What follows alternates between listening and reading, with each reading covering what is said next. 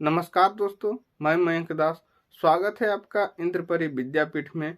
आज हम चर्चा करने जा रहे हैं संविधान के प्रमुख अनुच्छेद के बारे में। ये जो अनुच्छेद है उसको आप लोग अच्छा से कवर कीजिएगा।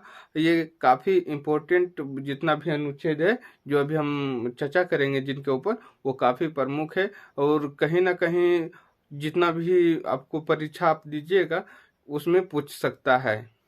चलिए चर्चा करते हैं कि किस अनुच्छेद में किन चीजों का उल्लेख किया गया है।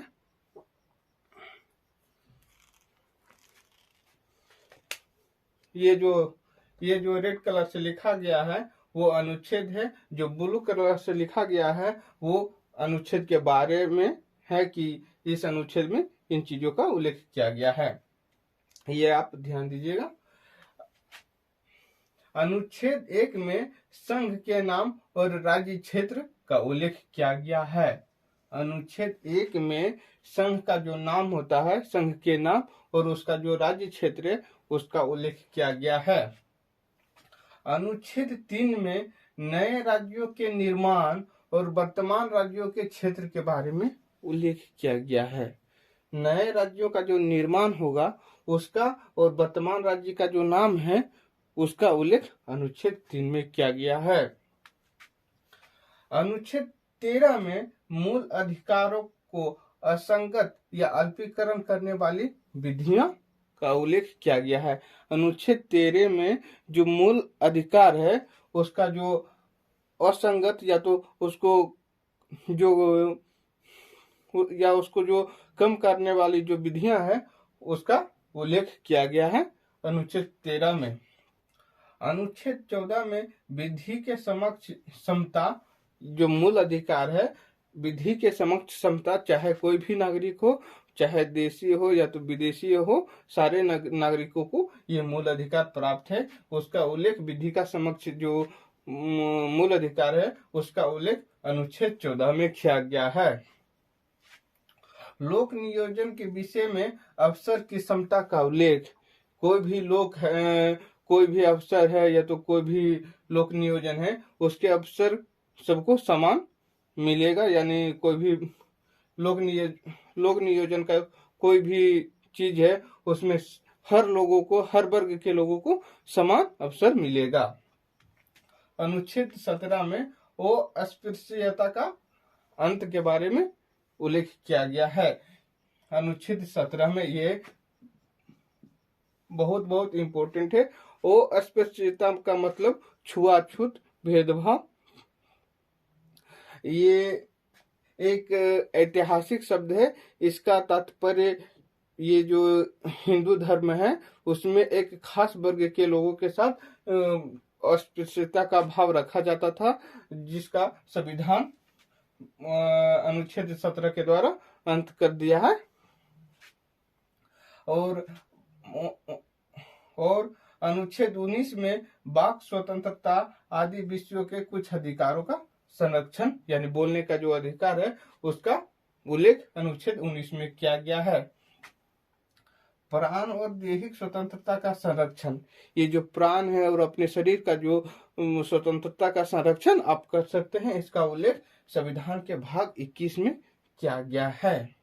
ये जो 20 और 21 है वो आपातकाल के समय में भी उसको स्थगित नहीं किया जा सकता है। ये 20 और 21 का यहाँ उल्लेख किया गया है। प्राण और दैहिक स्वतंत्रता का संरक्षण अनुच्छेद 19 में किया गया है। साथ ही साथ प्राथमिक शिक्षा का अधिकार, ये भी मूल अधिकार है। ये 86वें संविधान संशोधन अधिनियम 2002 के द्वारा जोड़ा गया है। ये प्राथमिक शिक्षा का अधिकार हर लोगों को मूल अधिकार है। इसका उल्लेख अनुच्छेद 21 को में उल्लेख किया गया है। अंतःकरण की ओर धर्म आबाद रूप से मानने, आचरण और प्रचार करने की स्वतंत्रता। अंतःकरण की और धर्म आबाद रूप से मानने की, आचरण करने की और प्रचार करने की स्वतंत्रता अनुच्छेद 25 में उल्लेख किया गया है। शिक्षा संस्थाओं की स्थापना और प्रशासन करने का अल्पसंख्यक वर्गों का अधिकार है। जो अल्पसंख्यक वर्ग के जो लैंग्वेज होता है या तो फिर उनका जो शिक्षा है वो उनको स्थापित करने का अधिकार है। इसका उल्लेख अनुच्छेद 30 में किया गया है। जैसे आप मदरसा देख लीजिए या तो कोई भी अल्पसंख्यक वर्ग है जो अपना संस्कृति और अपना लैंग्वेज है उसको संरक्षित करने का अधिकार दिया गया है संविधान में, उसका उल्लेख अनुच्छेद 30 में किया गया है। मौलिक अधिकार को परिवर्तित करने के लिए रिट का उपचार किया गया है। इसका मतलब ये हुआ कि अगर किसी व्यक्ति का मौलिक अधिकार हनन होता है तो अनुच्छेद 32 के तहत उच्चतम न्यायालय रिट जारी करके उस नागरिक का जिसका मौलिक अधिकार हनन हुआ है उसका उपचार कर सकता है। यानी रिट का उल्लेख अनुच्छेद 32 में किया गया है। ये उच्चतम न्यायालय सुप्रीम कोर्ट अनुच्छेद 32 के तहत रिट जारी कर सकता है। राज्य लोक कल्याण की अभिवृद्धि के लिए सामाजिक व्यवस्था बनाएगा, ये नीति निर्देशक तत्व है जिसका उल्लेख अनुच्छेद 38 में किया गया है। राज्य लोक कल्याण की अभिवृद्धि के लिए सामाजिक व्यवस्था बनाएगा, इसका उल्लेख अनुच्छेद 38 में किया गया है। ग्राम पंचायत का जो संगठन है उसका उल्लेख अनुच्छेद 40 में किया गया, ये भी बहुत इम्पोर्टेंट है।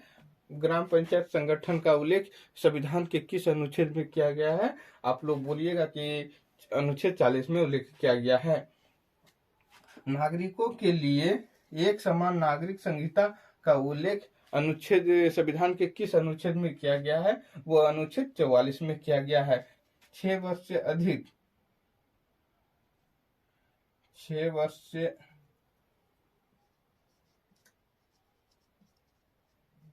अधिक आयु के बच्चों के लिए निःशुल्क शिक्षा का उल्लेख संविधान के किस अनुच्छेद में किया गया है? अनुच्छेद 45 में किया गया है। कार्यपालिका से न्यायपालिका का जो पृथक्करण है उसका उल्लेख संविधान के किस अनुच्छेद में किया गया है? इसका उल्लेख अनुच्छेद 50 में किया गया है। कार्यपालिका और न्यायपालिका को आप लोग भली भांति जान रहे होंगे कि कार्यपालिका क्या होता है, न्यायपालिका क्या होता है। इन सारी चीजों का हम उल्लेख कर चुके हैं पिछले वीडियो में।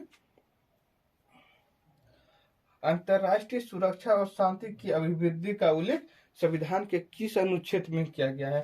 अंतर्राष्ट्रीय सुरक्षा और शांति की अभिवृद्धि के लिए संविधान के किस अनुच्छेद में उल्लेख किया गया है? उसका उल्लेख अनुच्छेद 51 में किया गया है। और साथ ही साथ मौलिक कर्तव्य का उल्लेख संविधान के किस अनुच्छेद में किया गया है? इसका भी उल्लेख 51 को में किया गया है। उसके बाद हम लोग देखते हैं कि क्षमा, निलंबन, परिहार, लघुकरण की जो शक्ति है राष्ट्रपति का, उसका उल्लेख संविधान के किस अनुच्छेद में किया गया है? वो अनुच्छेद 72 में किया गया है, जिसे कि राष्ट्रपति किसी भी सजा को कम कर सकता है, क्षमा के द्वारा, निलंबन के द्वारा, या तो परिहार के द्वारा या फिर लघुकरण के द्वारा राष्ट्रपति उस सजा को कम कर सकता है या तो माफ कर सकता है। उसका उल्लेख संविधान के किस भाग में किया गया है? वो अनुच्छेद 72 में किया गया है। राष्ट्रपति अनुच्छेद 74 में राष्ट्रपति को सलाह और सहायता देने के लिए मंत्रिपरिषद का उल्लेख अनुच्छेद 74 में किया गया है। यानी राष्ट्रपति अगर किसी का नियुक्ति या तो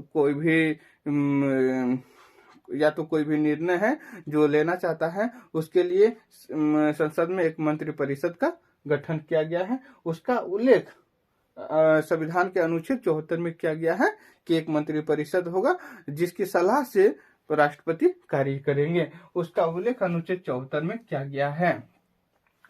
राष्ट्रपति को जानकारी देने आदि के संबंध में कर्तव्य, इसका उल्लेख जब प्रधानमंत्री किसी मंत्री के बारे में जब राष्ट्रपति किसी मंत्री के संबंध में प्रधानमंत्री से जानकारी मांगे तो प्रधानमंत्री का यह कर्तव्य हो जाता है कि उस जानकारी को राष्ट्रपति को मुहैया कराए। इसका उल्लेख संविधान के अनुच्छेद 78 में किया गया है। और धन विधेयक का उल्लेख अनुच्छेद संविधान के किस अनुच्छेद में किया गया है, ये भी एक महत्वपूर्ण,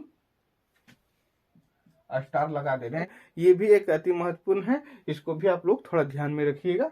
उसके साथ साथ राष्ट्रपति का जो वीटो का शक्ति है उसका उल्लेख, वीटो अर्थात अगर जब कोई भी विधेयक जब अधिनियम बनने लगता है तो जब दोनों सदनों से पारित होकर राष्ट्रपति के पास जाता है तो राष्ट्रपति अपने शक्ति का प्रयोग करते हुए उस विधेयक पर अपना विचार दे सकता है या तो फिर उसको अधिनियमित कर सकता है, उसी को वीटो बोलते हैं। उसका उल्लेख राष्ट्रपति का जो वीटो का पावर है उसका उल्लेख संविधान के अनुच्छेद 111 में किया गया है। ये भी एक महत्वपूर्ण है, इसको भी आप लोग थोड़ा ध्यान में रखिएगा। साथ ही साथ जो बजट है, वार्षिक वित्तीय विवरण, इसका उल्लेख अनुच्छेद 112 में किया गया है। ये भी तीनों बहुत इंपॉर्टेंट है, इसको भी आप लोग थोड़ा ध्यान में रखिएगा।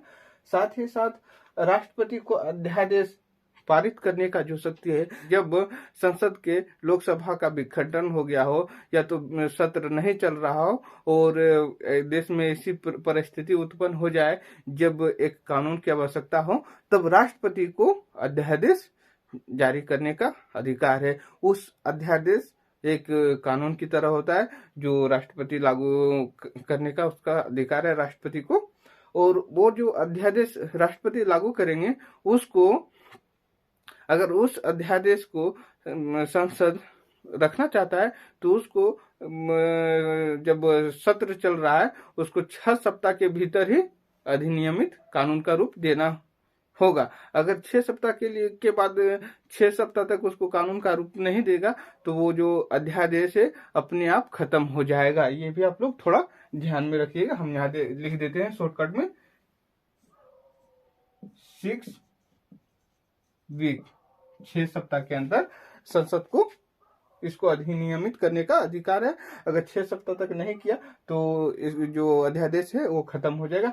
इसका जो अधिकार है वो 123 अनुच्छेद में उल्लेखित किया गया है। राष्ट्रपति को अध्यादेश जारी करने का शक्ति का उल्लेख अनुच्छेद 123 में किया गया है। इसको भी, ये भी बहुत इंपॉर्टेंट है, इसको भी आप लोग थोड़ा याद में रखिएगा।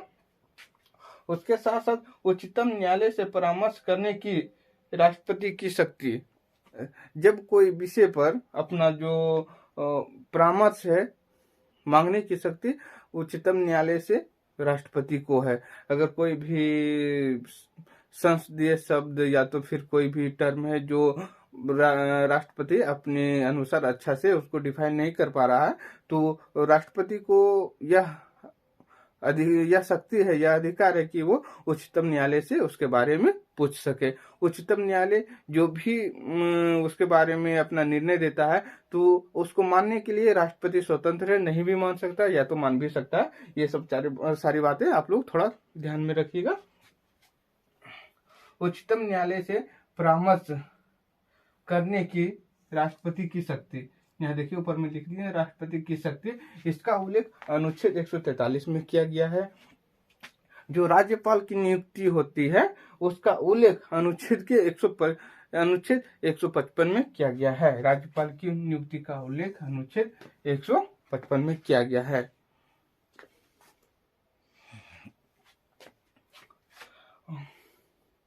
जिस तरह राष्ट्रपति को सजा कम करने का अधिकार है, उसको क्षमा करने का अधिकार है, उसी तरह राज्य में राज्यपाल को भी ये अधिकार प्राप्त है। ये जो राज्यपाल को शक्ति है क्षमा करने का, उसका उल्लेख अनुच्छेद 161 में किया गया है। क्षमा, निलंबन, परिहार या लघुकरण करने की शक्ति राज्यपाल का अनुच्छेद 161 में किया गया है। राज्यपाल को सहायता और सलाह देने के लिए मंत्रिपरिषद का उल्लेख अनुच्छेद 163 में किया गया है। जिस तरह संसद में मंत्रिपरिषद होती है उसी तरह राज्य विधानमंडल में भी एक मंत्रिपरिषद होती है और जिसके सलाह से ही राष्ट्रपति कोई कार्य करते हैं, उसका उल्लेख 163 में किया गया है। राज्यों में विधान परिषद का जो सृजन होता है उसका उल्लेख अनुच्छेद 169 में किया गया है। जिस तरह केंद्र में लोकसभा राज्यसभा होती है, उसी तरह राज्य में भी, किंतु प्रत्येक राज्य में नहीं ऐसा है, राज्य में भी एक विधानसभा होता है, एक विधान परिषद होता है। विधान परिषद का जो सृजन का शक्ति है वो अनुच्छेद 169 में उल्लेखित किया गया है। बिहार में विधान परिषद की व्यवस्था है और पश्चिम बंगाल में भी शायद था, खत्म हो गया है, और उत्तर प्रदेश में भी है, और बहुत सारे राज्य में है जहाँ की नहीं है, और बहुत सारे राज्य है जहाँ पर है। ये जो सृजन करने की शक्ति है राज्य विधान परिषद का, उसका उल्लेख अनुच्छेद 169 में किया गया है।